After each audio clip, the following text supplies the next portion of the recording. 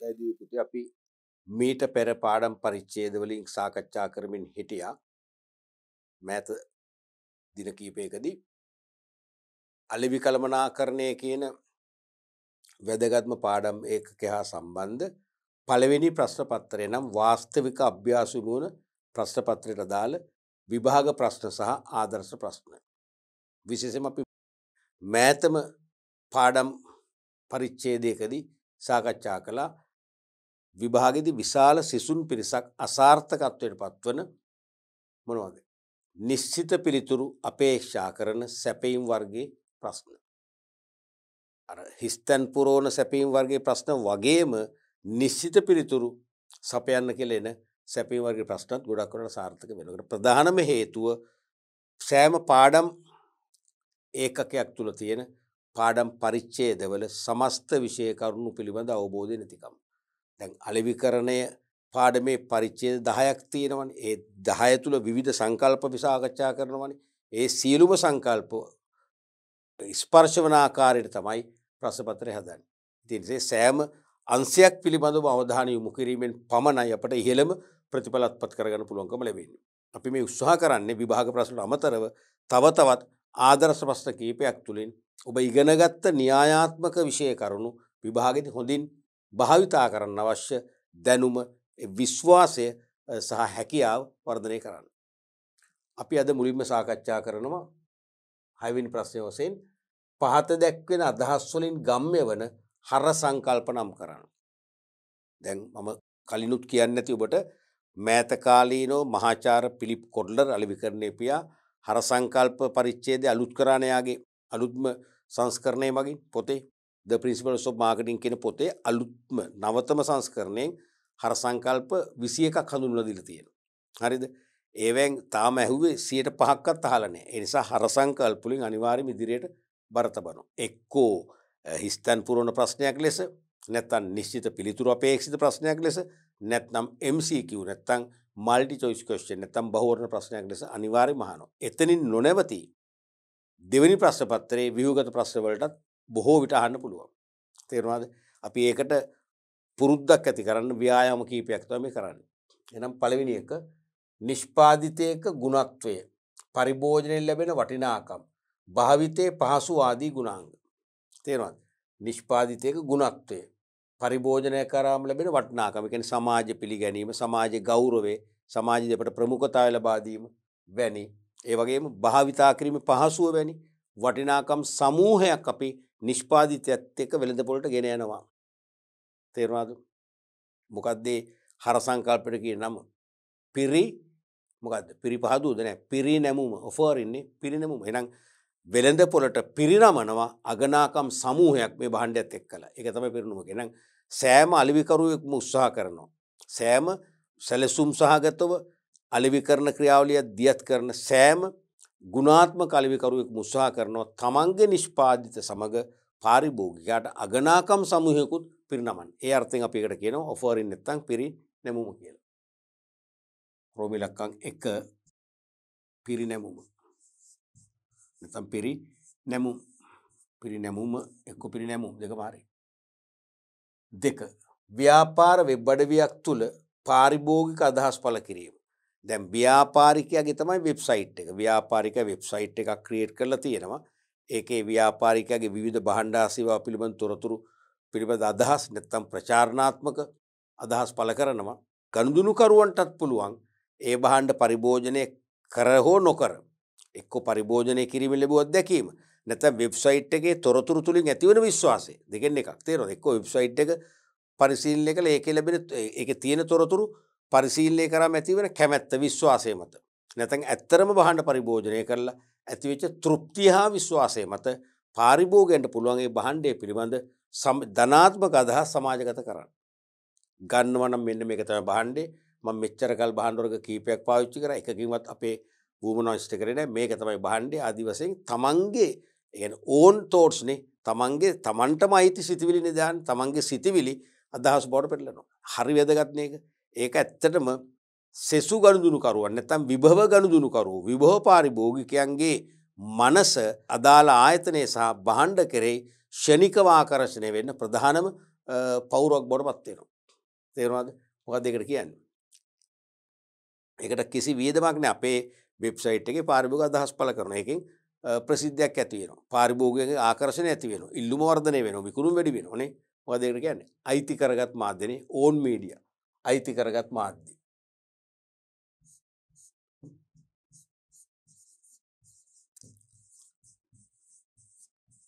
අයිති කරගත් මාධ්‍ය.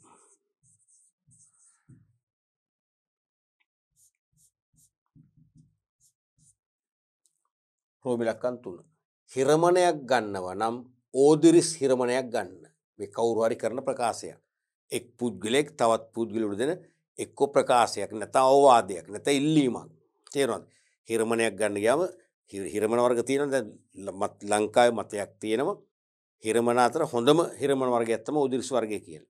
තේරෙනවද? එහෙම මතයක් තියෙනවනේ. ඒතර බලන්න හිරමණයක් ගන්නව නම් ඕදිරිස් හිරමණයක් ගන්න. ඒ කියන්නේ කිසියම් භාණ්ඩයක් නැත්නම් කිසියම් සන්නමක් සහිත භාණ්ඩයක් පිළිබඳව පාරිභෝගික මනස තුල යහපත් ආකල්පයක් ඇති කරනවා. ඒ කියන්නේ මනස තුල ඒ භාණ්ඩය පිළිබඳ හොඳ ඉඩක් ඇති කරනවා. තේරෙනවද? ඒ කියන්නේ එහෙම දැන් හිරමණයක් ගන්නවා නම් ඕදිරිස් හිරමණයක් ගන්න. වෙන දෙයක් නම් ගන්න එපා කියන එක නෙමෙයි නොකිය කියන්නේ. ඒ කියන්නේ ඒ දැන් අපිට මේ ප්‍රකාශය කරන්නේ අපි අදහන කෙනෙක් නම් අපේ හොඳ ගුරුවරයෙක් නම් නැත්තම් වෛද්‍යවරයෙක් නම් තේරෙනවද? විශාල සමාජ මෙහෙවරක් කරන අපේ ගෞරවයට පාත්‍ර වෙච්ච කෙනෙක් නම් අපි ඊටාම ඕනෑකමින් ඒ අදහස අපි පිළිගන්නවා. ඒ මොහොතේම අපි අදාළ බ්‍රෑන්ඩ් එක ඒ සන්නම පිළිබඳ යහපත් මානසිකත්වයක් අපේ මනස ඇති කරගන්නවා. ඔව් ඒක හරි. එහෙනම් මම ලබන සති පඩි හම්බුනම ගන්නවා. ගන්න අනිවාර්යයෙන්ම ඕදිරි සිරමණයක් තමයි. අන්න ඒ මොහොතේම ඇති වෙනවනේ. මොකද්ද ඒ කියන්නේ? මොකද්ද හර සංකල්පෙනම? පිරිනැමුමද? පිරිනැමුමද? නැහැ. මොකද්ද? පිහිටුවීම, පොසිෂනින්. ඒ කියන්නේ අපිට කිසියම් භාණ්ඩයක් හොඳ භාණ්ඩයක් බවට ඒ භාණ්ඩේ සන්නමත් එක්ක අපේ මනසට මොකද කරන්නේ? අදහසක් ඇතුල් කරනවා, කාන්දු කරනවා. නැත්නම් ඒ භාණ්ඩය හා සන්නම කරේ අපේ මනසේ ඉඩක් තියෙනවා. ඒ කියන්නේ කැමැත්තක් ඇති කරනවා. ඒක තමයි පිහිටුවීම, පොසිෂනින් කියන්නේ. පිහිටුවීම.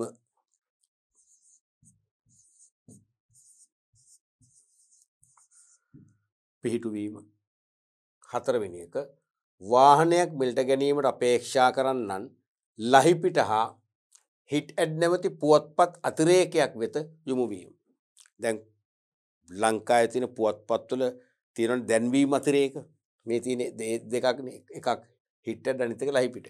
එහෙනම් වාහනයක් මිලදී ගන්න අපේක්ෂා කරන්නන් ඒ ලහිපිට හෝ හිට් ඇඩ් වැනි පුවත්පත් දැන්වීම අතිරේකයක් කියවලා බලනවා තමන්ට අවශ්‍ය වාහන විකුණුම් කරු ඉන්නවද? තමන්ට ගැලපෙන වාහනයක් තියෙනවද කියලා මොකද වෙන්නේ? දැන් වෙනත් මාර්ගයක් තියෙනවා. තමන්ට අවශ්‍ය වාහනේ සොයා ගන්න පුළුවන් වෙනත් මාර්ග තියෙනවා. අපිට නෙට් එකේ චෙක් කරන්න පුළුවන් බොහොම ලේසියෙන්. නමුත් අපි ඒකට පුරුදු නැහැ. අපි පුරුදු වෙලා තියෙන්නේ මේ ලහිපිට සහ හිට් ඇඩ් කියන සාම්ප්‍රදායික ලෙස පුවත්පත් වල දැන්වීම අතරේ කියවන්න. අපි නැඹුරුලා තියෙන එකට. මොකද ඒ කියන්නේ? නිරත වීම. එහෙනම් කිසියම් පාරිභෝගිකයෙක් කිසියම් ප්‍රචාරණ දැන්වීමක් පළ කරන මාධ්‍යයක් වෙත නැඹුරු වෙනවා නම් අපි ඒකට කියන්නේ මොකද්ද? නිරත වීම. එන්ගේජ්මන්ට් නේ. නිරත වීම. නැත්නම් නියැලීම.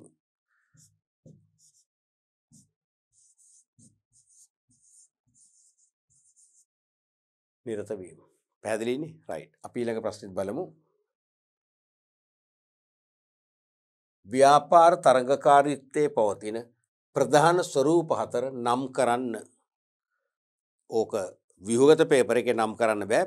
කෙටියෙන් පැහැදිලි කරන්නත් එන්න පුළුවන්. කෙටියෙන් එතකොට නම් කරලා කෙටි පැහැදිලි කිරීමක් කරේ නැත්නම් සම්පූර්ණ ලකුණු ලැබෙන්නේ නැහැ. දැන් ව්‍යාපාර තරඟකාරීත්වයේ ප්‍රධාන ස්වරූප හතරක් අපි දකිනෝනේ. එකක් තමයි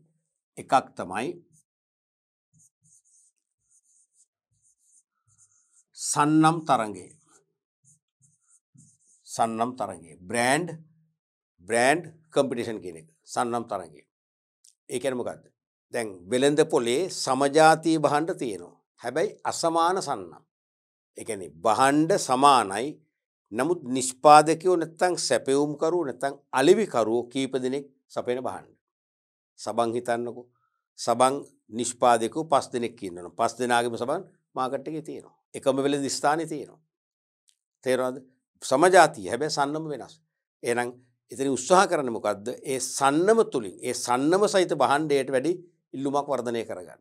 වැඩි ඉල්ලුමක් වර්ධනය කර ගැනීමෙන් මොකද වෙන්නේ? තරඟකරුවන් අභිබවා වෙළඳපොළක් දිනා ගන්න උත්සාහ කරනවා. එහෙනම් ඒක තමයි සන්නම් තරගය කියන්නේ.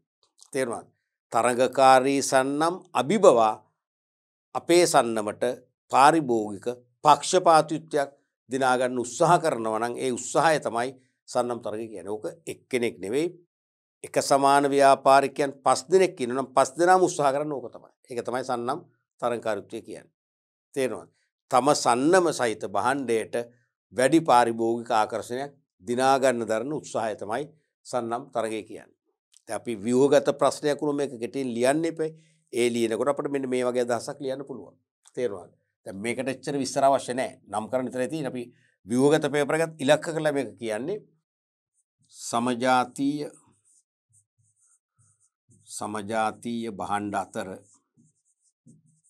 භාණ්ඩ අතුරෙන් සමජාතීය භාණ්ඩ අතර සිය සන්නම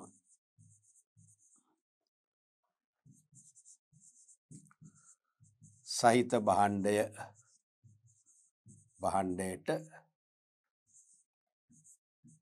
වැඩි නැත්නම් ඉහළ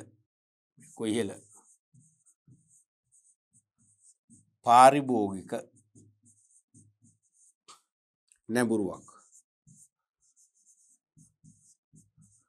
නැඹුරුවක් ඇති කර ගැනීමට ක්‍රියා කිරීම.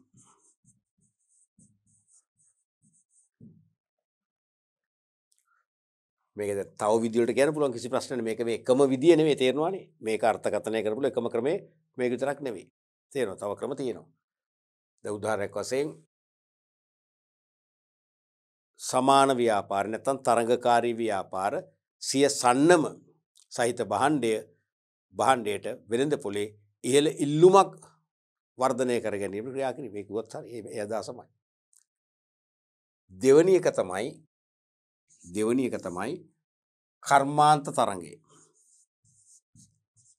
කර්මාන්ත තරඟය.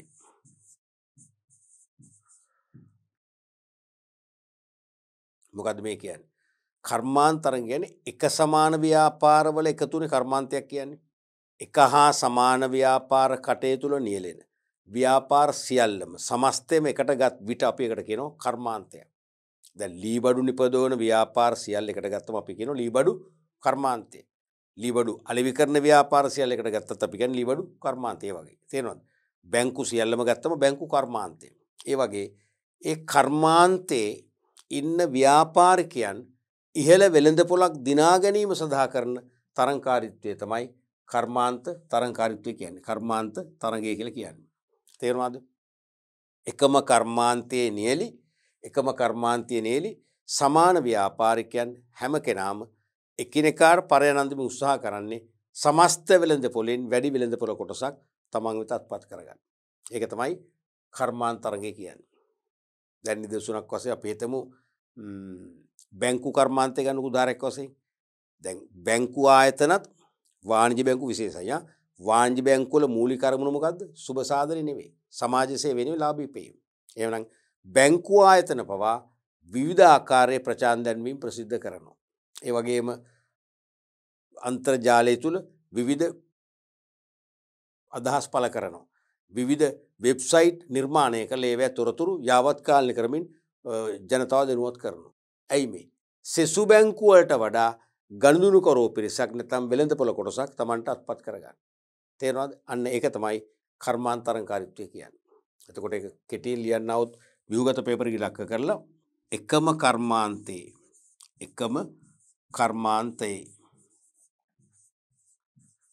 එකම කර්මාන්තේ නියැලි ව්‍යාපාරිකයින් සාපේක්ෂව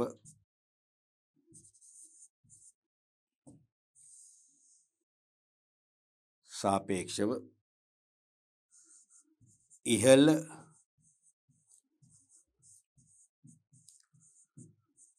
වෙළඳපොළ කොටසක්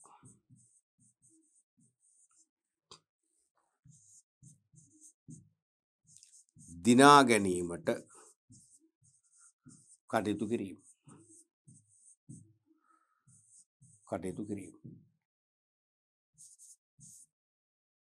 තුන්වෙනි එකකුත් තියෙනවා. මොකක්ද තුන්වෙනි එක? එකක් අපි කිව්වා සන්නම් තරංගය, අනිත් එක කර්මාන්ත තරංගය, අනිත් එක ආකාර තරංගය. ෆෝම් කම්පිටිෂන් කියන එක. ආකාර තරංගය නැත්තම් ස්වරූප. ආකාර එක්ක ස්වරූප.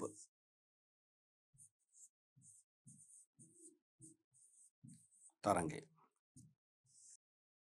මොකද්ද මේ කියන්නේ? එකම කර්මාන්තයේ තුල සමාන සේවා වල නියැලි ව්‍යාපාරිකයන් අතර ඇතිවන තරඟය. එකම කර්මාන්තයේ තුල සමාන සේවා සපයන ව්‍යාපාර අතර ඇතිවන තරඟය. අපි ගමුකෝ පාසල් ළමුන්ට ප්‍රවාහන පහසුකම් සපයන කර්මාන්තය. ඒකත් කර්මාන්තයක්ද? ලංකාවේ ජනප්‍රිය පුරුදු කර්මාන්තයන්නේ. පාසල් ළමුන්ට ප්‍රවාහන පහසුකම් සපයන කර්මාන්තය ගත්තම ඒකෙදි විශාල ප්‍රමාණයේ බස් රථ මගින් ප්‍රවාහන පහසුකම් සපයනවා. කුඩා පරිමාණයේ වෑන් රථ මගින් ප්‍රවාහන පහසුකම් සපයනවා. දැන් පියාජු වගේ ඩීසල් 3 wheeler මගින් පහසුකම් සපයනවා. තේරෙනවද? අන්න එහෙනම් එතකොට බස් එකට වඩා වැඩි ළමුන් පිරිසක් ගන්න වෑන් රථ හිමි අපේක්ෂා කරනවා. වෑන් රථේ එච්චර ඉඩ නැතත් එයා බලන්නේ වෑන් රථයට ගන්න. වෑන් රථේ ළමයිගෙන් භාගයක් අඩු කරලා තමන්ගේ බස් රථයට ගන්න බස් රථ හිමි බලනවා. වෑන් රථයේ ළමයිගේ යම් පිරිසක් හරි තමන්ගේ පියාජු වැනි 3 wheelerට ගන්න උත්සාහ කරනවා. එකිනෙක අතර තරගයක් තියෙනවා. ඒක තමයි මොකද්ද? ආකාරනිත ස්වරූප තරගය කියන්නේ.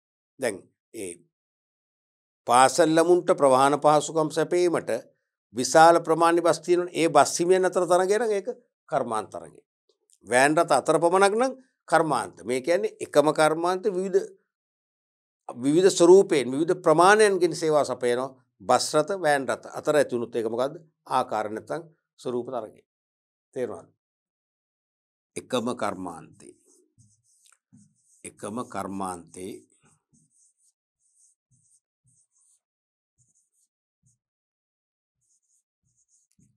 අසමාන මාධ්‍යයන් ක්‍රම කියන අසමාන මාධ්‍යයන් නැත්නම් ක්‍රම ඔස්සේ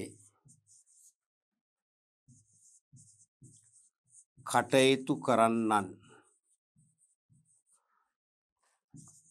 අතර ඇතිවන තරඟය.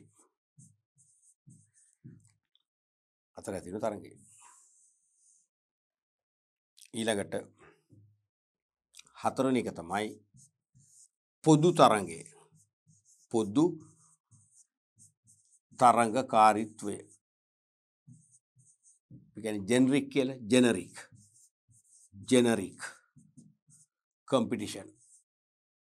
Generic competition.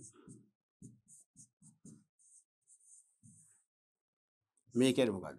මේ කියන්නේ එකම කර්මාන්තේ ප්‍රශ්නයක් නැහැ. එකම කර්මාන්තේ වෙන්න පුළුවන්, අසමාන කර්මාන්ත කීපයක වෙන්න පුළුවන්. සෑම ව්‍යාපාරිකයෙක්ම උත්සාහ කරනවා පාරිභෝගිකයන් සතු ධනය තමන්ගේ භාණ්ඩ හා සේවා අලෙවි කිරීම තුළින් තමන් සතු කරගන්න. ඒක තමයි පොදු තරඟකාරීත්වය කියන්නේ. දැන් හිතන්න ඕගොල්ලෝ කානිවල් එකකට යනවා කියලා. කානිවල් එකක් නරඹලා ඒක කිසියම් බින්දනයක් ලබන්න යනවා කියලා හිතන්නකෝ. ඒක ඕගොල්ලෝගේ පර්ස් වල යම් මුදල් ප්‍රමාණයක් තියෙනවා. ඒතර එතන ඉන්නවා අපි තුමු රාත්‍රී කාලේ අයිස්ක්‍රීම් අලෙවිසලක් තියෙනවා. අයිස්ක්‍රීම් ස්ටෝල් එකක් තියෙනවා. ඒගොල්ලෝ බලන ඕගොල්ලෝගේ පර්ස් එක සල්ලි අයිස්ක්‍රීම් ඒගොල්ලෝ අතර ගන්නවා. ඊට පස්සේ තව තියෙනවා අපි හිතමු ඔය මොනවද රාත්‍රී ආහාර සපයන ෆ්‍රයිඩ් රයිස් වගේ ආහාර සපයන තැන. ඒගොල්ලෝ බලනවා ඕගොල්ලෝ පර්ස් එක සල්ලි ඒගොල්ලන්ගේ අතර ගන්න ඒ රාත්‍රී ආහාර ඕගොල්ලන්ට අලෙවි කරලා. ඒක තව තියෙනවා අපි හිතමු ඔය කඩල විවිධ බයිට්ස් වර්ග තියෙන බයිට් කඩ ඒගොල්ලෝ බලලා ඒගොල්ලන්ගේ භාණ්ඩ අලෙවි කරගන්න. ඒ වගේම රෙදිපිලි කඩ තියෙනවා. ඒ රෙදිපිලි කඩ හිමි බලනවා තමන්ගේ පර්ස් එක සල්ලි ඒගොල්ලෝ අතර ගන්න රෙදිපිලි අලෙවි කිරීමේ. විසිතුරු භාණ්ඩ තියෙනවා. විසිතුරු භාණ්ඩ අලෙවි කරුගේ ප්‍රාර්ථනාව ඒකයි. එහෙනම් හැම කෙනෙක්ම උත්සාහ කරනවා පාරිභෝගිකයා සතු ධනෙ තමන්ගේ භාණ්ඩ ඔවුන් වෙත අලෙවි කර තමන් වෙත අත්පත් කරගන්න. හැමෝටම පොදු එකක් නේ ඒක. ඒකේ ව්‍යාපාර වර්ගය ප්‍රමාණය ඒවා අදාළ නැහැ. හැමෝගෙම පොදු අපේක්ෂාව තමන්ට පාරිභෝගිකයාගේ ධනයෙන් වැඩි ප්‍රමාණයක් අත්පත් කර ගැනීම. තේරුණාද? එහෙනම් ඒක පිළියන්නු කෙටියෙන් සිය භාණ්ඩ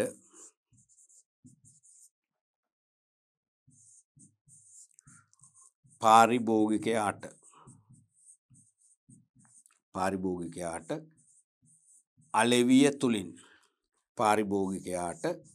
අලෙවිය තුලින් ඔවුන් සතු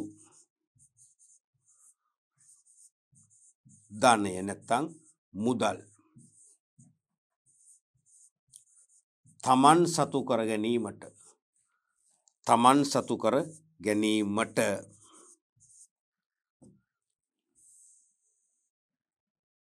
තමන් සතු කර ගැනීමට පොදුවේ ප්‍රභේදයක් නැහැ එතන පොදුවේ ව්‍යාපාරිකයින් දරන උත්සාහය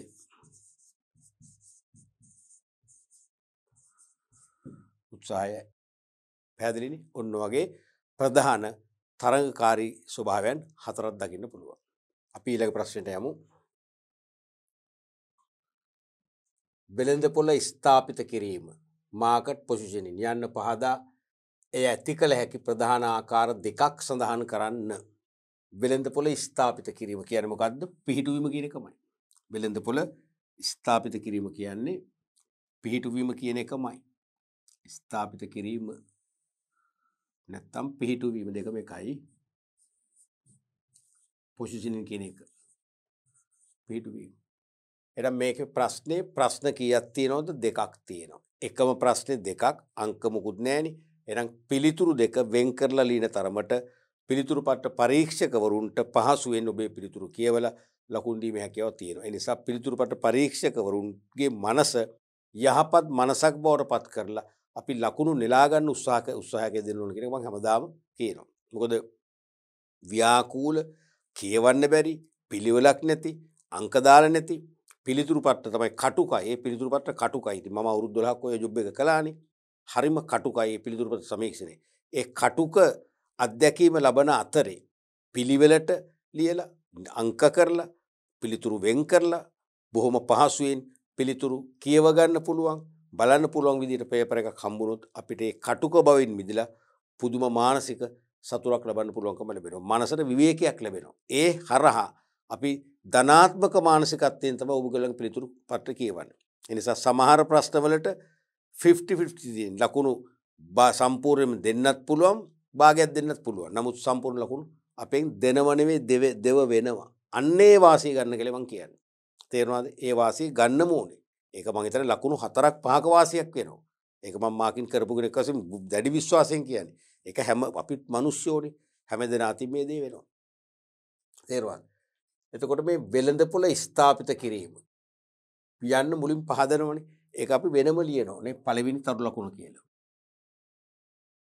දෙවෙනි තරු ලකුණෙන් ලියනවා ඒක ඇති කළ හැකි ප්‍රධාන ක්‍රම. මොකද්ද මේ වෙළඳපොළ පිහිටුවීම කියන්නේ? කිසියම් නිෂ්පාදිතයක් කෙරෙහි පාරිභෝගික මනසෙහි ඉඩක් ඇති කිරීම. කිසියම් භාණ්ඩයක් පිළිබඳව පාරිභෝගික මනසේ ඉඩක් ඇති කිරීම. කෙටියෙන් කිව්වොත් ඔතන විවිධාකාර තියෙන ඕක එකම ලියන එකම ක්‍රමයේ අදහස් ප්‍රකාශ කර හැකි එකම ක්‍රමය ඕක නෙවෙයි. කිසියම් භාණ්ඩයක් කෙරෙහි පාරිභෝගික මනසෙහි ඉඩක් ඇති කිරීම තමයි පිහිටුවීම නැත්තම් ස්ථාපිත කිරීම කියලා කියන්නේ. එහෙම නැත්තම් කිසියම් භාණ්ඩයක් කෙරෙහි පාරිභෝගික මනස තුල ධනාත්මක වූ යහපත් බලාපොරොත්තු යහපත් කැමැත්තක් නැත්තම් ආකල්පයක් ගොඩනැගීම තමයි පිහිටුවීම කියන්නේ. මම කවදා හරි ගන්නව නම් ගන්නේ අසවල් බ්‍රෑන්ඩ් එකේ භාණ්ඩයක් කියලා මම කියනවා කියන්නේ මොකක්ද? අන්න මගේ මනසේ ඉඩක් තියෙන ওই භාණ්ඩයට. මගේ මනසේ ඒ භාණ්ඩය පිළිබඳ යහපත් මතයක් යහපත් ආකල්පයක් ස්ථාපිත වෙලා තියෙනවා. ඒක තමයි පිහිටුවීම නැත්නම් ස්ථාපිත කිරීම කියලා කියන්නේ. එහෙනම් මෙහෙම ලියමු. යම්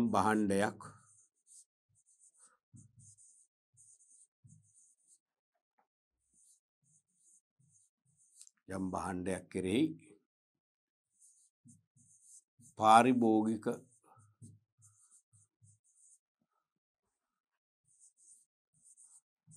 මනස තුල ඉඩක් ඇති කිරීම. ඉඩක් ඇති කිරීම කිව්වොත් ඇති. අපි තවදුරටත් ලියමු. ඉඩක් ඇති කිරීම හේවත් ධනාත්මක වූ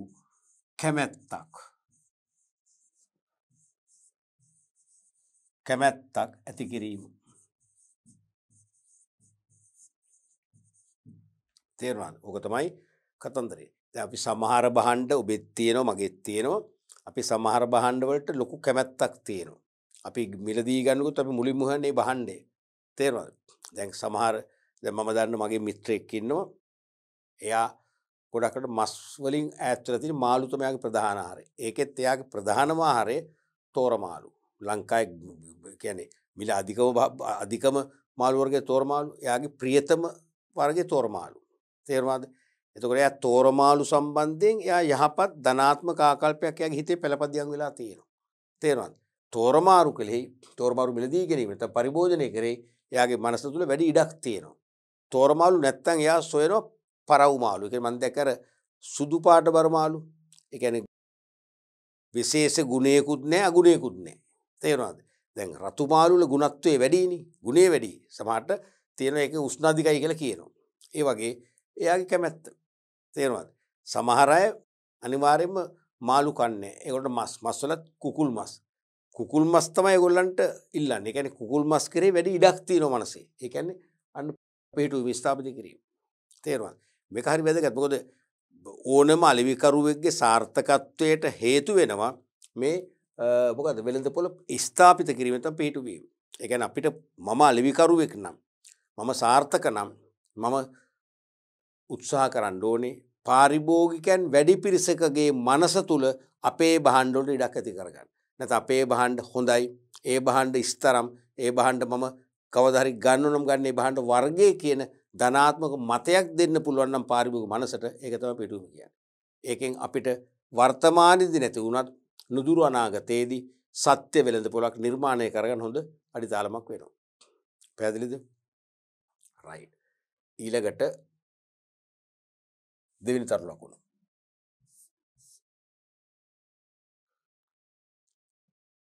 වෙළඳපොළ පිහිටුවීම යන්න පහදා ඒ ඇති කළ හැකි ප්‍රධාන ආකාර දෙකක්. එකක් මොකක්ද? එකක් තමයි ආකර්ශනීය ප්‍රවර්ධන ක්‍රම තුලින්. ප්‍රචාරණය තුලින් පුළුවන්. පෞද්ගලික අලෙවි විශේෂයිනේ. පෞද්ගලික අලෙවි. මොකද පෞද්ගලික අලෙවි මගින් භාණ්ඩ සාම්පල් ඉදිරිපත් කරලා ඒකේ තියෙන ප්‍රයෝජනවත් භාවයේ ස්තරම් බව නඩත්තු කිරීමේ පහසුව පාවිච්චි කිරීමේ ලැබෙන ප්‍රයෝජන අගනාකම් ගැන හොඳ අවබෝධයක් දුන්නම අනිවාර්යයෙන්ම පාරිභෝගිකයා තුළ හොඳ මානසිකත්වයක් ඇති වෙන්නේ නැද්ද? ඇති වෙනවා. එහෙනම් ප්‍රධානම එකක් තමයි අපි ලියමු පෞද්ගලික අලෙවිය. නැත්නම් ප්‍රචාරණයට වඩා පෞද්ගලික අලෙවිය හොඳයි. ප්‍රචාරණයකම පෞද්ගලික අලෙවිය පර්සනල් සෙලින් පෞද්ගලික අලෙවිය වැනි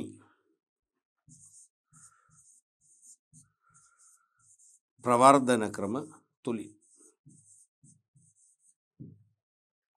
ප්‍රචාරණය පෞද්ගලික අලෙවිය වැනි ප්‍රවර්ධන ක්‍රම තුලින් පුළුවන් ඒක ඇති කරන්න.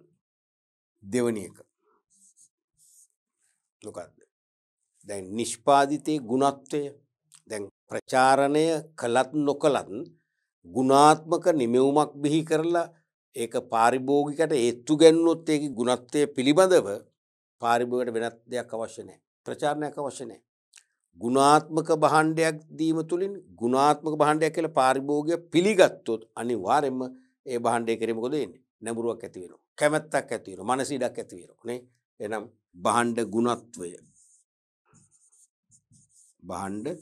ගුණත්වය වර්ධනය කිරීමෙන් භාණ්ඩ ගුණත්වය වර්ධනය කිරීමෙන් දෙකක් නෑහන්නේ දෙකක් ඇති වුණොත් අපි තව එකක් ලියමු ස්ටෑන්ඩ් බයි. තව එකක් මොකක්ද? දැන් භාණ්ඩ පරිභෝජනය කරලා ඒ භාණ්ඩ පරිභෝජනයෙන් ලැබූ තෘප්තිය තමන්ගේ වුමනාව තමන් අපේක්ෂා කළ මට්ටමටත් වඩා ඉහළින් තෘප්තිමත් වීම ඔස්සේ මොකද වෙන්නේ? පාරිභෝගිකය ලැබෙන සතුට තුළ පාරිභෝගිකයා දන්න අයටත් කියන හැබැයි කුහක නොවන්න ඕනේ. දැන් මම නම් පාරිභෝගිකයා මම කුහක නම් මම සද්ද නැතුව ඉන්න එහෙමනේ තේරුණාද? කුහක නොවන පාරිභෝගිකයෙක් නම් එයා දන්න තමන්ගේ හිතවත් අයට ඥාතියින්ට කියනවා අසවල් භාණ්ඩේ ගන්නව නම් අසවල් භාණ්ඩේ ගන්න ඒක මෙන්න මෙහෙමයි කියලා ඒක ගුණදෝෂ කියනෝනේ. ඒ කියන ක්‍රමයේ තුල කියන ආකාරය තුල අපි ඒ භාණ්ඩේ කෙරේ කැමැත්තක් ඇති වෙනව නැද්ද? ඕගොල්ලෝ ගෙවල් එහෙම දේවල් වෙලා නැද්ද? සමහරට ඇඳුම් වර්ගයක් වෙන්න පුළුවන්, ස්වර්ණාභරණ වර්ගයක් වෙන්න පුළුවන්. අපි හිතමු ආහාර වර්ගයක් ගන්න ස්ථානයක් වෙන්න පුළුවන්. කියන අසවල් තැනින් මාළු ගන්න. එතනට දිනපතා මීගමේ අලුත් මාළු වෙනවා. ගන්දරින් අලුත් මාළු වෙනවා. දිනපතා එනවා. ඒගොල්ලෝ මහා පරිමාණයෙන් ගේන්නේ නැහැ. ගේන්නේ ටිකයි. ඒ නිසා අනිවාර්යයෙන්ම අලුත් මාළු. ඕක කිව්වම අපට වදිනවනේ අමතක වෙන්නේ. දැන් අපිට සාමාන්‍යයෙන් තත්ත්වෙන් බාලමාළු පරිභෝජනය එපා වෙලා ඉන්න මොහොතක අර අපේ හිතවතා ඥාතිය කරන අර ප්‍රකාශය අපට හරි තදින් බලපාන. එහෙනම් අපි මේ මාළු වෙලෙන්සල්ට ගිහිල්ලා ඒ මාළු මිලදී ගන්න අපි අනිවාර්යයෙන්ම වැඩි කැමැත්තක් නැඹුරුවක් ඇති වෙනවා. නේ? එහෙනම් පාරිභෝගිකයින් සමාජගත කරන සුබවාදී මත නිසාත් අනිවාර්යයෙන්ම අපි මේ භාණ්ඩයට කැමැත්තක් ඇති වෙනවනේ. අපේ මනස ඉඩක් ඇති වෙනවා. එහෙනම්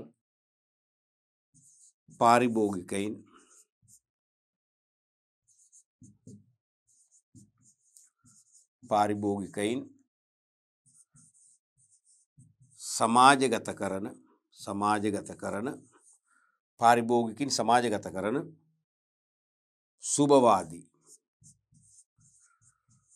සුබවාදී ආකල්ප තුලින්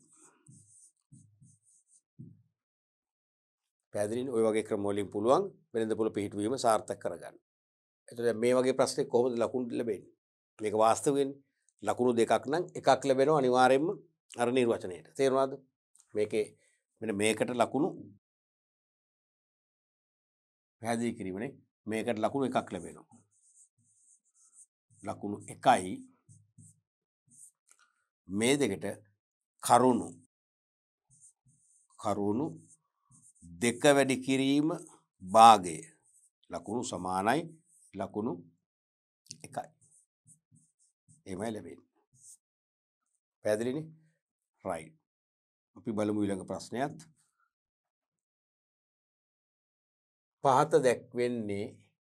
පහත දැක්වෙන්නේ නවතම විදුලි උපකරණ නිපදවන ව්‍යාපාරිකයන් සියලු දෙනෙකු අනුගමනය කරනු ලබන අලෙවිකරණ ක්‍රියාමාර්ග කිහිපයකි. පහත දැක්වෙන්නේ නවතම විදුලි උපකරණ නිපදවන ව්‍යාපාරිකයන් සියලු දෙනෙකු අනුගමනය කරනු ලබන අලෙවිකරණ ක්‍රියාමාර්ග කිහිපයකි. හතර දෙනාම අලුත්ම විදුලි උපකරණ නිපදවන ව්‍යාපාරිකයෝ අනුගමනය කරන අලෙවිකරණ ක්‍රියාමාර්ග කිහිපයක්. එක් අය අනුගමනය කරනු ලබන අලෙවිකරණ සංකල්පය නම් කරන්න. එනම් මේ එකිනෙකා අනුගමනය කරන සංකල්පය මොකක්ද කියලා කියන්න තියෙනවා. දැන් ඕනම අලෙවිකරුවෙක් ගත්තොත් පැරණි දර්ශනයෙන් වේවා නූතන අලෙවිකරණ දර්ශනයෙන් වේවා ගොඩනගන ලද සංකල්ප 7ක් තියෙනවනේ. ඒ 7න් මොනවා හරි සංකල්පයක් හෝ සංකල්ප කීපයක් හෝ අනුගමනය කරනවා. පළවෙනි එක රංග. ඒ රංග සුරංග මදුරංග. රංග උසස් ප්‍රමිතීන් යටතේ තත්ත්ව පාලනය යොදා ගනිමින් භාණ්ඩ නිපදවයි. රංග කියන මිත්‍රයා තේරුණාද? ව්‍යාපාරිකයා උසස් ප්‍රමිතීන් යටතේ තත්ත්ව පාලනයත් පාවිච්චි කරලා භාණ්ඩ නිෂ්පාදනය කරනවා. ඔබට අපි කියලා දීලා තියෙනවා ඉගෙනගෙන තියෙනවා ප්‍රමිතිකරණයයි තත්ත්ව පාලනය කියන්නේ නිමුන් සහෝදරයෝ වගේ ටුවින්ස්ලා වගේ. පළමුව ඇති වෙන්නේ ප්‍රමිතිකරණය. ප්‍රමිතිකරණයෙන් ප්‍රමිති බිහි වෙනවා. ඒ බිහි කරපු ප්‍රමිතිය ඒකාකාරීව අකණ්ඩව දිගු කාලීනව රැකගන්න කටයුතු කරන්නේ තත්ත්ව පාලනය මගින්. නැත්නම් ප්‍රමිතිය ආරක්ෂා වෙන්නේ නැහැ තත්ත්ව පාලනයක් නැත්නම්. එහෙනම් උසස් ප්‍රමිතීන් භාවිතා කරමින් තත්ත්ව පාලනය උදා ගනිමින් ඒ ප්‍රමිතීන්ට යටතේ තත්ත්වෙන් උසස් පහන් නිෂ්පාදනය කරනවා කියන්නේ මෙයා අනුගමනය කරන සංකල්පය මොකක්ද? පැරණි දර්ශනයේද නූතන දර්ශනයේද? පැරණි දර්ශනය. නමුත් අදරත් වළංගුයි. පැරණි දර්ශනයෙන් ආවට ඒක අදරත් වළංගු මොකක්ද? නිෂ්පාදිත සංකල්පය ප්‍රොඩක්ට් කන්සෙප්ට්. නිෂ්පාදිත සංකල්පයෙන් කියන්නේ මොකක්ද? පාරිභෝගික වැය කරන මිලට ඉතා අනර්ග තත්ත්වයේ භාණ්ඩයක් ඔහු අපේක්ෂා කරනවා. ඒ නිසා තත්ත්වෙන් උසස් භාණ්ඩ අලෙවි කරන්න පුළුවන් නම් පාරිභෝගිකයින් පහසුවෙන් ආකර්ෂණය කරගෙන ඉහළ ඉල්ලුමක් නැත්නම් විකුණුම් ආදායමක් ලැබිය හැකි බව. ඒ නිසා තමයි මෙයා මේ භාණ්ඩේ ගුණත් වෙනුවෙන් වෙසෙන්නේ. එහෙනම් මෙයාගේ අනුගමනය කරන සංකල්පය මොකද්ද? පැහැදිලිවම නිෂ්පාදිත සංකල්පය. එහෙනම් අපි ඔන්න දාමු එක කියලා එක රංග නිෂ්පාදිත සංකල්පය හේතු ලියන්න ඕනේ නම් කිරීම නහන්නේ නිෂ්පාදිත සංකල්පය එයා ගුණත්වයේ කෙරෙහි වැඩි අවධානයක් යොමු කරන නිසා දෙවෙනි එක නයි රංග ප්‍රචාරණය පෞද්ගලික අලෙවිය සහ විවිධ විකුණුම් ප්‍රවර්ධන තුලින් විකුණුම් වර්ධනය කර ගැනීමට ක්‍රියා කරනවා. එහෙනම් මෙයා මේ ප්‍රවර්ධනයේ නඹුරු කෙරේ. දැන් ප්‍රචාරණය ඇතුළු විවිධ ප්‍රවර්ධන ක්‍රම මගින් ආකර්ශනීය ප්‍රවර්ධන ක්‍රම මගින් පාරිභෝගික මනස විවර කරලා භාණ්ඩ හා සේවා සඳහා ඉහළ පාරිභෝගික ඉල්ලුමක් දිනාගත හැකි බව අවධාරණය කරපු සංකල්පය මොකද්ද? ඒකත් පැරණි දර්ශනීය සංකල්පයක් විකුණුම් සංකල්පය සෙලින් කන්සෙප්ට්. විකුණුම් සංකල්පෙන් තමයි කියන්නේ භාණ්ඩයේ ගුණත්වය ගැනවත් මිල ගැනවත් කියන්නේ. තේරුණාද? මිලදී ගැනීමට ඇති පහසුකම් ස්ථානය ගැනවත් කියන්නේ. විකුණුම් සංකල්පය කියන්නේ ආකර්ශනීය නැත්නම් අලංකාර සිත් ගන්නාසුළු ප්‍රවර්ධන ක්‍රම අනුගමනය කිරීම තුළින් පාරිභෝගිකයෝ භාණ්ඩය කරා ගෙන්න ගන්න පුළුවන්. ඉහළ විකුණුම් ආදායමක් ලබාගත හැකි බව. එහෙනම් මෙයා එක කරනවා. එහෙනම් මෙයා අනුගමනය කරන්නේ මොකද්ද? විකුණුම් සංකල්පය සෙලින් කන්සෙප්ට්.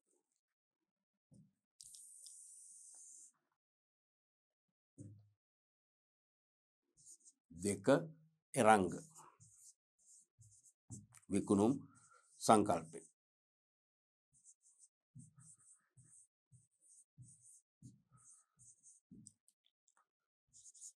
තුන්වෙනි එක සුරංග වෙළඳපොළ පර්යේෂණයක් කර පාරිභෝගික අවශ්‍යතා සහ වුවමනා හොඳින් හඳුනාගෙන ඊට අනුකූලව භාණ්ඩ නිපදවයි. අන්න මෙයා මාකට් රිසර්ච් කරනවා. වෙළඳපොළ පර්යේෂණයක් කරලා පාරිභෝගික අවශ්‍යතා සහ වුවමනා හොඳින් හඳුනාගත්තා. හඳුනාගෙන ඊට අනුකූලව ඒ කියන්නේ ඒ අවශ්‍යතා සහ වුවමනා තෘප්තිමත් කළ හැකි භාණ්ඩ හා සේවා නිෂ්පාදනය කිරීම හා විකිරීම කරනවා. මොකද්ද කන්සෙප්ට් එක? නූතන දර්ශනය තුලින් බිහිවෙච්ච පළවෙනි සංකල්පය මොකද්ද? අලෙවිකරණ සංකල්පය. මාකටිං කන්සෙප්ට් එකේ තමයි කියන්නේ ඉලක්ක පාරිභෝගික අවශ්‍යතා සහ වුවමනා පළමුව නිවැරදිව හඳුනා ගන්න. පළමුවත් නිවැරදිවත් හඳුනා ගන්න. හඳුනාගෙන සෙසු තරගකරුවන්ට සාපේක්ෂව ඉතා ඉහළින් එම වුවමනාවන් තෘප්තිමත් කළ හැකි භාණ්ඩ හා සේවා නිෂ්පාදනය කරලා අලෙවි කරන්න. අනිවාර්යයෙන්ම පාරිභෝගික ආකර්ෂණය ලැබෙනවා. විකුණුම් සහ ලාභ ඉහළ යනවා කියලා කිව්වේ ඒකෙන්නේ. එහෙනම් ඒ කන්සෙප්ට් එක තමයි මේ අනුගමනය කරන්නේ. වෙළඳපොළ පර්යේෂණයක් කර පාරිභෝගික අවශ්‍යතා සහ වුවමනා හොඳින් හඳුනාගෙන ඊට අනුකූලව භාණ්ඩ නිෂ්පාදනය කිරීම ඒ වගේ විකිණීම කරනවා නම් එයා කරන්නේ මොකද්ද? අලෙවිකරණ සංකල්පය.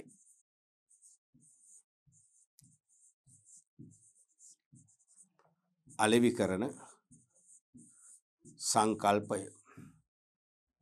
හතරවෙනි කෙනා තමයි මදුරංග. මදුරංග තම නිෂ්පාදිත අඛණ්ඩව වෙළඳපොළට බෙදා හැරීමට මාර්ග සකසා ඇත. මෙයා ප්‍රවර්ධනය ගැනවත් අවශ්‍යතා සහ වුවමනා ගැනවත් නිමෙවුම් ගුණත්වය ගැනවත් නෙවෙයි. තම නිෂ්පාදිත අඛණ්ඩව වෙළඳපොළට සපයන්න උත්සාහ කරනවා. ඒ කියන්නේ බෙදා හැරීම ක්‍රියාශීලීව පවත්වාගෙන යනවා. තේරුණාද? ඒ සඳහා බෙදා හැරීමට මාර්ග සකස් කරගෙන තියෙනවා. විවිධ බෙදා හැරීම් මාර්ග ක්‍රම යොදාගෙන අඛණ්ඩව බෙදා හැරීම් මාර්ග සක්‍රිය කරමින් අඛණ්ඩව වෙළඳපොළට භාණ්ඩ සපයනවා. ඒ කියන්නේ මෙයා විශ්වාස කරනවා වෙළඳපොළේ භාණ්ඩ සුලභ නම් පාරිභෝගිකයෝ ඉල්ලුම් කරනවා විකුණුම් සහ ලාභ ඉහළ යනවා. ඒ නිසා මම බෙදා හැරීම ක්‍රියාශීලී වෙන්න ඕනේ. ඒක තමයි මෙයාගේ ප්‍රාර්ථනාව. තේරුණාද? එහෙමනම් මෙයා අනුගමනය කරන්නේ මොකද්ද? නිෂ්පාදන සංකල්පය. ප්‍රොඩක්ෂන් කන්සෙප්ට් නේ. නිෂ්පාදන සංකල්පය.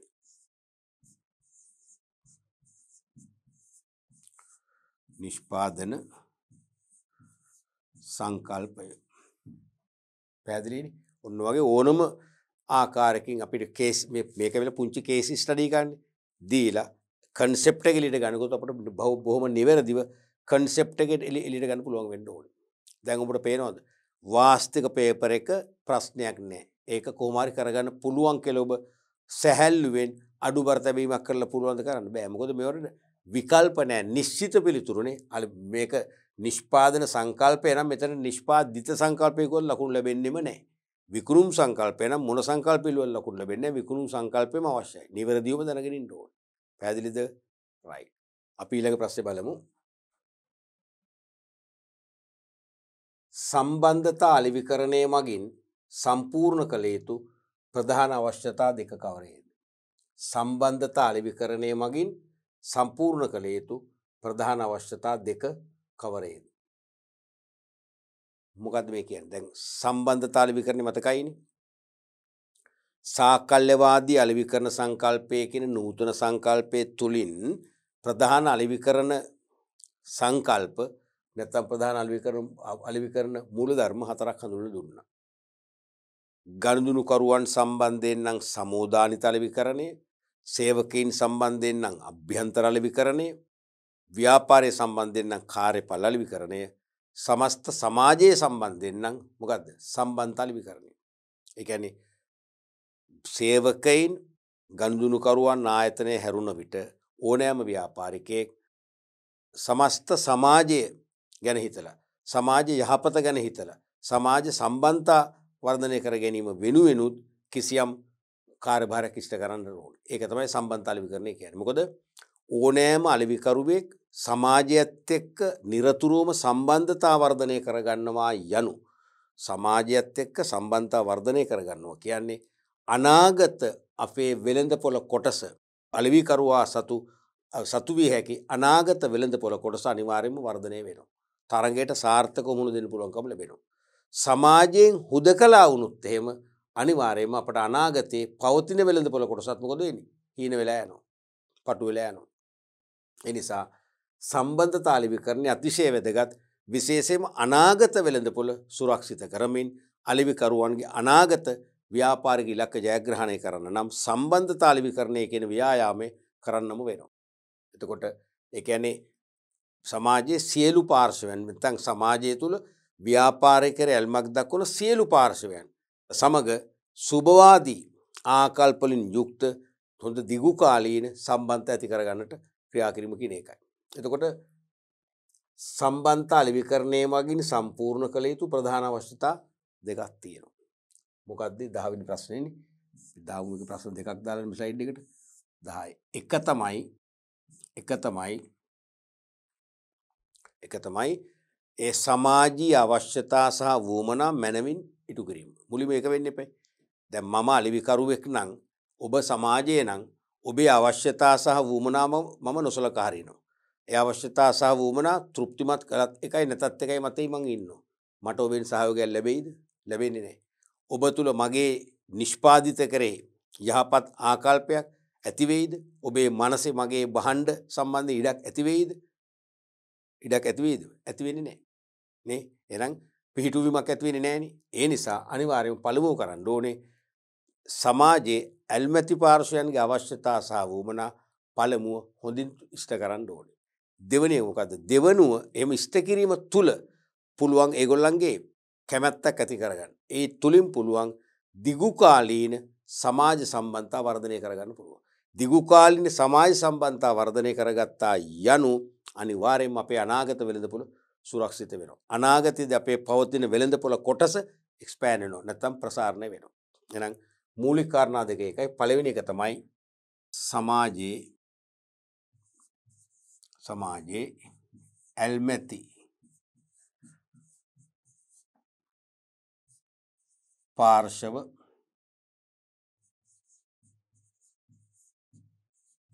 සියල්ලේ අවශ්‍යතා සහ වුවමනා ඉහළින්ම භාගර නෙවෙයි ඉහළින්ම තෘප්තිමත් කිරීම. ඉහළින්ම තෘප්තිමත් කිරීම. ඔක තමයි පළවෙනි කාරණය. පළවෙනි වගකීම. හරිනේ. අවශ්‍යතා දෙක. දෙවෙනි එක තමයි ඇල්මැති පාර්ශව සමග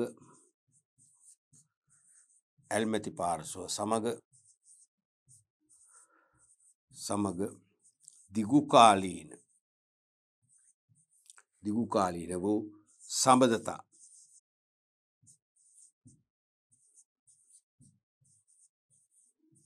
වර්ධනය කර ගැනීම. මොකද මූලික අවශ්‍යතා දෙක. පැහැදිලිනේ? ලකුණු දෙකක් ලැබෙන එක බැගින්. ඊළඟට 11 වෙනි ප්‍රශ්නය. කාර්යඵල අලෙවිකරන මගින් ව්‍යාපාරයක් ළඟා කර ගැනීමට අපේක්ෂිත ප්‍රධාන ඉලක්ක දෙකක් පැහැදිලි කරන්න. කාර්යඵල අලෙවිකරන නැත්නම් අලෙවිකරණය performance marketing මගින් ව්‍යාපාරයක් ළඟා කර ගැනීමට අපේක්ෂිත ප්‍රධාන ඉලක්ක දෙකක් පැහැදිලි කරන්න. දැන් මුලින්ම මොකද්ද කාර්යඵල අලෙවිකරණය කියන්නේ? ඒ කියන්නේ සාකල්‍යවාදී සංකල්පයේ තුලින්ම මතුවන තවත් අලෙවිකරණ දර්ශනයක් තමයි කාර්යඵල අලෙවිකරණය. ඒ කියන්නේ කිසියම් ව්‍යාපාරිකයෙක් අලෙවිකරුවෙක් තමන්ගේ ගනුදෙනුකරුවන්ගේ අවශ්‍යතා සහ වුමනා ඉහළින්ම තෘප්තිමත් කරනවා. සේවකයින්ගේ සුබ සාධනය ගැන හිතනවා. වැටුප් සහ දීමනා දෙනවා. සෞඛ්‍ය ආරක්ෂා කරන ක්‍රියාමාර්ග ගන්නවා. සෞඛ්‍ය පහසුකම් ඇති කරනවා. තේරෙනවද? ඊට සේවකයා හොඳින් තෘප්තිමත් කරලා අභිප්‍රේරණය කරලා සේවකයාගේ උපරිම කැපවීම දායකත්වය ලබා ගන්නවා ගනුදෙනුකරුවන් තෘප්තිමත් කරන්න. එහෙමනේ මේ කියන්නේ සාකල්‍ය සංකල්පේ. තේරෙනවද? සාමූහිකයි මේක. සාමූහික සහජීවනය මතු වූ සහජීවනයේ ඉස්මතු කරන සංකල්පයන් සාකල්‍ය සංකල්පේ. එමනම් ආයතනය සමාජය ගැන හිතනවා. ඒ කියන්නේ සමාජයේ ඇල්මැති පාර්ශවයන්ගේ ඕනෑපාකම් හිතලා ඒගොල්ලන්ගේ අවශ්‍යතා සහ වුමනා ඉටුවන ආකාරයෙන් භාණ්ඩා සේවා සපයලා ඒගොල්ලෝ තෘප්තිමත් කරනවා. කරලා ඒගොල්ලොත් එක්ක දීර්ඝකාලීන සම්බන්ධය ඇති කරගන්නවා. එහෙනම් ඒ පැත්තත් හරි. දැන් සමාජයට යහපතක් කරා, ගනුදෙනුකරුවන්ට යහපතක් කරා, සේවකයන්ට යහපතක් කරා. එහෙනම් ව්‍යාපාරයට යහපතක් කරගන්නවා. ඒක තමයි performance නැත්නම් කාර්යඵල අලෙවිකරණය කියන්නේ. performance marketing නැත්නම් කාර්යඵල අලෙවිකරණය කියන්නේ. තේරුණාද? ඒ කියන්නේ ව්‍යාපාරයේ පැවැත්ම අනාගත සාර්ථකත්වයේ උදෙසා යම් යම් අවශ්‍යතා සපුරා ගන්නට ඕනේ. ඒක තමයි කාර්යඵල අලෙවිකරණය කියන්නේ. තේරුණානේ? එහෙනම් කාර්යඵල අලෙවිකරණය වගින් ව්‍යාපාරයක් ළඟා කරගන්න අපේක්ෂිත ප්‍රධාන ඉලක්ක දෙකක්. එකක් මොකද්ද? එකක් තමයි Taman වෙළඳපොළට හඳුන්වා දීපු භාණ්ඩවල සන්නමට ඉහළ පක්ෂපාතීත්වයක් ඇති කර ගැනීම. සෑම තරඟකාරී ව්‍යාපාරිකයෙක්ම උත්සාහ කරනවා තමන්ගේ නිෂ්පාදිත සඳහා හඳුන්වා දී ඇති සන්නම් වලට පාරිභෝගිකයාගෙන් වැඩි කැමැත්තක් ලැබියාවක් ඇති කරගන්න. ඒක තමයි සන්නම් පක්ෂපාතීත්වය කියන්නේ. සන්නම් පක්ෂපාතීත්වයක් ඇති කරගත්තොත් අද නැතත් හෙට දිනේදී හරි ඒගොල්ලෝ අපේ සත්‍ය ගනුදෙනුකරුවන්ට පත් කරගෙන අපේ වෙළඳපොළ කොටස පුළුල් කරගන්න, විකුණුම් සහ ලාභ වැඩි කරගන්න හැකියාව ලැබෙනවා. එහෙනම් සෑම ව්‍යාපාරිකයෙක්ම උත්සාහ කරනවා තමන්ගේ භාණ්ඩ වලට සන්නම් පක්ෂපාතීත්වයක් ඇති කරගන්න.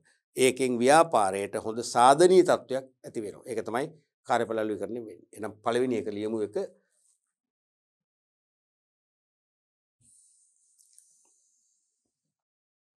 11 වෙනි ප්‍රශ්නය. පළවෙනි එක සිය නිෂ්පාදිත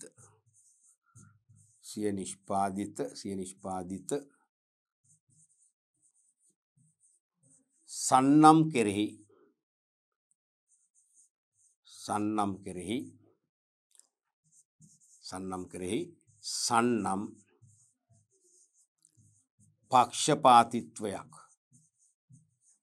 සන්නම් පක්ෂපාතීත්වයක් ගොඩ නැගීම අන්න එක බලාපොරොත්තුවක් අලෙවිකරන අපේක්ෂා කරන කාර්යඵල අලෙවිකරණය. දෙවැනි එක තමයි පරිසර හිතකාමී ව්‍යාපාරිකයෙක් බවට පරිවර්තනය වීම. දැන් අද වන විට මුළු ලෝකෙම අවධානය පරිසරයේ ආරක්ෂා කර ගැනීම කෙරෙහි යොමු වෙලා තියෙනවානේ. එවන් පසුබිමක් තුල ව්‍යාපාරිකයෙක් පරිසර හිතකාමී ලෙස ක්‍රියාත්මක නොවේ නම් ඒ ව්‍යාපාරිකයා වෙළඳපොළෙන් ප්‍රතික්ෂේප කරනවා. ඒ ව්‍යාපාරිකයා සහ එයාගේ භාණ්ඩ කෙරෙහි යහපත් මානසිකත්වයක් නැත්නම් හොඳ ඉඩක් පාරිභෝගික මනස ඇති වෙන්නේ නැහැ. පිහිටුවීමක් කරන්න බෑ. තේරුණාද? එහෙනම් අනිවාර්යයෙන්ම පරිසර හිතකාමී ව්‍යාපාරයක් ලෙස ක්‍රියාත්මක වීම තමයි ඊළඟ අවස්ථාව වෙන්නේ. දෙවෙනි එක තමයි පරිසර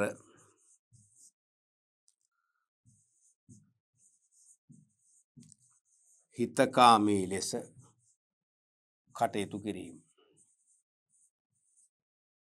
පරිසර හිතකාමී ලෙස කටයුතු කිරීම. ඊළඟට පොඩ්ඩක් ප්‍රශ්නේ මත බලමු බලන්න.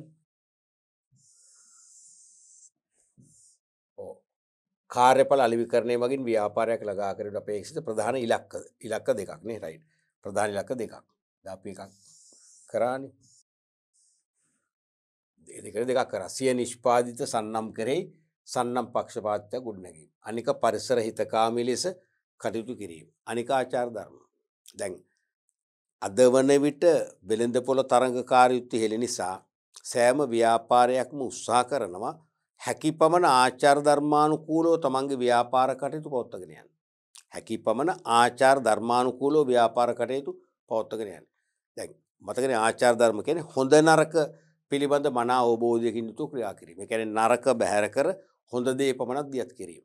ඒකෙන් මොකද්ද වෙන්නේ? හොඳ ව්‍යාපාරික පුරවැසියෙක් විදියට වෙළඳපොලේ පිළිගැනීමට නැත්තම් මේ කීර්තියට පාත්‍ර වෙනවා. තේරෙනවද? සෑම ව්‍යාපාරිකයෙක් උත්සාහ කරන්න ඕනේ තමන්ගේ වෙළඳපොළ තුල ආචාර ධර්මානුකූලව කටයුතු කරමින් හොඳ ව්‍යාපාරික පුරවැසියෙක් බවට පත් වෙන්න. නැත්නම් හොඳ ව්‍යාපාර පුරවැසියෙක් වශයෙන් නමක් දිනා ගන්න.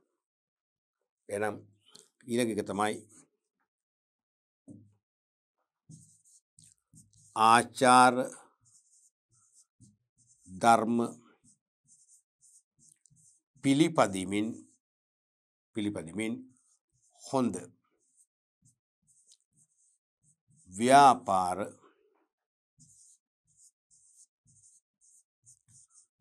පුරවැසියෙකු බවට පත්වීම. හොඳ ව්‍යාපාර පුරවැසියෙකු බවට පත්වීම. තවත් අපි එකක් ලියමු. දැන්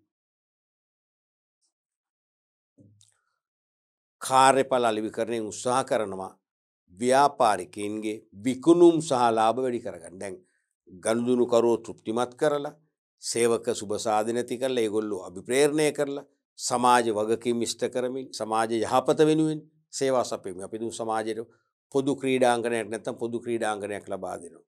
පුස්තකාලයක් ලබා දෙනවා. ඒ වගේ සමාජ යහපත වෙනුනුත් යමක් කරලා සමාජෙත් හිත දෙනාගත්තට වැඩක් නැහැ. ව්‍යාපාර වෙනුවෙන් යමක්, ව්‍යාපාරයේ සංවර්ධනයේ, ව්‍යාපාරයේ පැවැත්ම උදෙසා යමක් කරගත්තේ නැත්නම් අනිවාර්යයෙන්ම ව්‍යාපාරයට ඉහළ විකුණුම් ආදායමක් සහ ලාභත් වර්ධනය කරගන්න වෙනවා. එහෙනම් ඉහළ විකුණුම් හා ලාභ ඉපයීම. ඒ වගේම පස්වෙනි එකත් කියන්න ඕන. මොකද්ද? සෑම ව්‍යාපාරයකම උත්සාහ කරනවා ව්‍යාපාර කටයුතු මගින් හැකි ඉක්මනින්ම ප්‍රමාණවත් කීර්ති නාමයක් වර්ධනය කරගන්න. නේ? එහෙනම් ප්‍රමාණවත්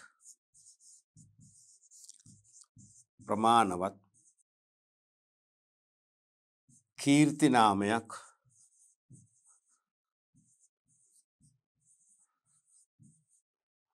වර්ධනය කර ගැනීම. පැහැදිලිනේ? ඔන්න වගේ කාර්යඵල අලෙවිකරණයෙන් ව්‍යාපාරිකයෙක් තමන්ගේ ව්‍යාපාරයේ අනාගත සාර්ථකත්වය, අනාගත සුභසිද්ධිය තහවුරු කරගන්නත් යම් යම් ඉලක්කයන් ළඟා කරගන්න උත්සාහ කරනවා. පැහැදිලිනේ? ඔව් දරුවනේ, අපි අද පාඩම් පරිච්ඡේදෙනුත් උත්සාහ කළා ඔබට අලෙවි කළමනාකරණය සම්බන්ධයෙන් පළවෙනි ප්‍රශ්න පත්‍රයේදී සිසුන් වැඩි ප්‍රමාණයක් අසාර්ථකත්වයට පත්වන මොනවද ප්‍රශ්න කීපයක් වෙනුවෙන් ඔබේ පන්නරය අවදි කරන්න. දැන් මම කිව්ව මුලින්ම පාඩම් පරිච්ඡේද කීපෙනුද කිව්වා දෙවන ප්‍රශ්න පත්‍රයේ ලකුණු 75ට වැඩියෙන් ගන්න දරුවෝ වැඩි ප්‍රමාණයක් අඩු ප්‍රමාණයෙන් වැඩි ප්‍රමාණයක් පළවෙනි ප්‍රශ්න පත්‍රයේදී අසාර්ථක වෙමින් ලකුණු 40 45 50ට වැඩෙනවා. ඒ සාමර්ථ්‍යයක් කියන එක සිහිනයක්නේ. ඒ සාමර්ථ්‍ය කියන එක සිහිනයක්. තේරුණාද? මොකද්ද හේතුව? බහුවර්ණ ප්‍රශ්න කොහොම හරි අඩුම ගානේ 30න් 20ක්වත් ඕගොල්ලෝ කවර් කරගන්නවා. හැබැයි හිස්තන් පුරවන ප්‍රශ්න 10න් වැඩි ප්‍රමාණයක් කරන්නේ හරියටම කරන්නේ දෙකයි. 8ක්ම වරද්දනවා. එතනින් නොනවතියට ඊට නොදෙවෙන ලෙස නිශ්චිත පිළිතුරු සපයන ප්‍රශ්න 10නුත් ප්‍රශ්න 6ක්වත් වරද්දනවා. ඒ කියන්නේ 4ක් තමයි හරි උපරිම හරියට කරන්නේ. 3යි නැත්නම් 4යි. කොහොමද අපි ගොඩ යන්නේ? ඕක තමයි ඇත්ත කතාව. ඒ නිසා උසස් පෙළ දරුවන් වැඩිපුර දුර්වලතාවයක් දක්වනවා සැපීම් වර්ගයේ ප්‍රශ්න වලට. වෙනත් විදිහකින් කියනවා සැපීම් වර්ගයේ ප්‍රශ්න කාණ්ඩ දෙකක් එනවනේ. එකක් හිස්තන් පුරවන ප්‍රශ්න, ඒත් අපි හිස්තනක් සපයන්න එපා, පිළිතුරක් සපයන්න එපා. අනික කෙටි නිශ්චිත, ඒත් සපයන්න ඕනේ. එහෙනම් සැපීම් වර්ගයේ ප්‍රශ්න කාණ්ඩ දෙකෙන් තමයි අපි අසාර්ථක වෙන්නේ. ඒ නිසා මම වැඩිපුර උත්සාහයක් ගන්නවා. ඉදිරි පාඩම්වලදී මම වැඩිපුර උත්සාහයක් ගන්නවා මේ හිස්තැන් පුරවන ප්‍රශ්න සහ නිශ්චිත පිළිතුරු අපේක්ෂා කරන ප්‍රශ්න සම්බන්ධයෙන් ඔබ තුල තියෙන දුර්වලතා ඉවත් කරලා වැඩි විශ්වාසයකින් වැඩි පරිණත භාවයකින් යුතුව ඊටාම නිර්වද්තාවෙන් යුතුව මේ නිශ්චිත පිළිතුරු සපයන ප්‍රශ්න වලින් සාර්ථක ප්‍රතිඵල ලබා ගන්න. එහෙම ලබා ගත්තේ නැත්නම් ඔබ අපරාධය කියන්නේ සෙකන්ඩ් පේපර් එකේ කියන්නේ විස්තරාත්මක පිළිතුරු ලියන පේපර් එකේ ලකුණු 75 80 අරගෙන ඔබ මෙතන ලකුණු 40කට වැටෙනවා කියන්නේ ඔබට ඒ සාමර්ථ්‍යයක් ලැබෙන උපරිම බීයකින් සෑහීමකටපත් වෙන්න වෙනවා. අන්න ඒ දුර්වලතාවය නැති කිරීම තමයි අපේ අරමුණ උනේ. ඉතින් අපි විභාග ප්‍රශ්න ගණනාවක් සාකච්ඡා කරා. ලකුණු ලබා දීමේ ක්‍රියාපටිපාටි ගැන මතක් කරා. ඊට අමතරව දැන් අපි ආදර්ශ ප්‍රශ්න ගණනාවක් අද පරිච්ඡේදයෙන් සාකච්ඡා කරා නිශ්චිත පිළිතුරු වලට. ඒ කියන්නේ අපි ඒකෙදි තේරුම් ගන්න ඕනේ සෑම පාඩම් ඒකකයකම තීරණ පාඩම් පරිච්ඡේද ඒ සෑම පාඩම් පරිච්ඡේදයක්ම ආවරණය වෙන ආකාරයෙන් තමයි මේ ප්‍රශ්න හදන්නේ. ඒ නිසා තමයි සමහර පාඩම් පරිච්ඡේද ඔබ හිතාමතා නෙවෙයි ඔබ නොදුනුවත්ව ඔබෙන් ගිලිහිලා ගියා. ඒ ගිලිහුණු පාඩම් පරිච්ඡේද වලින් නිශ්චිත පිළිතුරු අපේක්ෂිත ප්‍රශ්නයක් හෝ දෙකක් වැටුණොත් මොකද වෙන්නේ? ඔබට උත්තර ලියන්න බෑ. එතන ලකුණු දෙකක් නැත්නම් හතරක් අහිමි කරගන්නවා කියන්නේ. ඒ වගේ ප්‍රශ්න දෙකක් තුනක් යනවා කියන්නේ මොකද වෙන්නේ? සෑහෙන ඔබ මේ අසාර්ථකත්වයටපත් වෙනවා. එහෙම අසාර්ථක වෙන්න බෑ. එහෙම අසාර්ථක නොවන්න තමයි අපි මේ ආදර්ශ ප්‍රශ්න ගණනාවක්ම සාකච්ඡා කරේ. අපි ඊළඟ පාඩම් පරිච්ඡේදය අනිවාර්යයෙන්ම අවසන් පාඩම් පරිච්ඡේදයේ වෙනවා. ඒ කියන්නේ අලෙවිකරණයේ සම්බන්ධයෙන් අපි කතා කරන අවසන් පාඩම් පරිච්ඡේදය වෙනවා. ඒ පාඩම් පරිච්ඡේදයෙන්ුත් අපි උත්සාහ කරනවා මේ නිශ්චිත පිළිතුරු අපේක්ෂා කරන ප්‍රශ්න තුල ප්‍රශ්න සඳහා ඔබ දක්වන දුර්වලතා හැකියපමණ ඉවත් කරලා ඉතා සාර්ථකව පිළිතුරු සපයන ශිෂ්‍යයන් බවට පත් කරන්න උත්සාහ කරනවා. ඒ නිසා ඊළඟ පාඩම් පරිච්ඡේදය අනිවාර්යයෙන්ම පරිශීලනය කරන්න. මොකද ඒකේ අපි අලුත්ම මාදිලි ප්‍රශ්න ගණනාවක්ම තව සාකච්ඡා කරන්න ඉතුරුලා තියෙනවා. ඒ නිසා අපි ඒ ඉදිරි පාඩම් පරිච්ඡේදයෙන් නැවත හමු වෙලා අලෙවිකරණය සම්බන්ධයෙන් සාර්ථකත්වයටපත් වෙන්න උත්සාහ ගන්න.